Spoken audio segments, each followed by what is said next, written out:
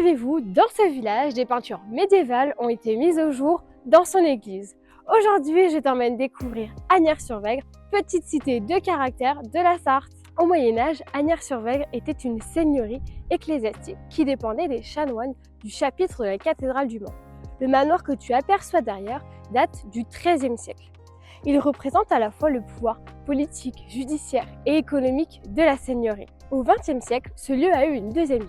Il a été racheté par la municipalité et il a été classé au monument historique en 1991.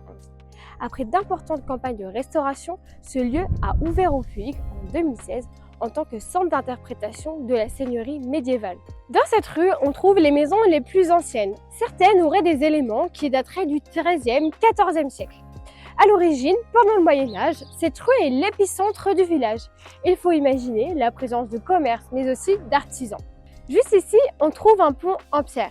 Dès le Moyen-Âge, à Asnières, un pont permettait de traverser la Vègre. Le pont qui est actuellement présent a été lui reconstruit au XIXe siècle. Pour reconstruire ce pont, on a utilisé quelques éléments en marbre. Pas étonnant, puisque à Asnières, du marbre gris veiné de rose et de blanc a été exploité. L'église romane d'Asnières a été construite environ au XIe siècle. On peut apercevoir un clocher en tour bâtière, caractérisé par son toit à deux pans. On retrouve énormément de clochers de ce type dans les églises romanes du Maine. Maintenant, suis-moi à l'intérieur pour découvrir de véritables trésors. Nous sommes dans l'église Saint-Hilaire en compagnie d'Hervé Delaune, le président de l'association du patrimoine. Pouvez-vous nous dire quelques mots sur l'une des peintures murales présentes ici? Je vous propose de vous présenter les peintures que découvre chaque paroissien au Moyen-Âge, mais aussi chaque visiteur aujourd'hui. Quand il rentre dans l'église, il arrive devant une peinture, une longue bande dessinée sur le mur nord ici, où on voit d'abord une nativité avec l'adoration des mages.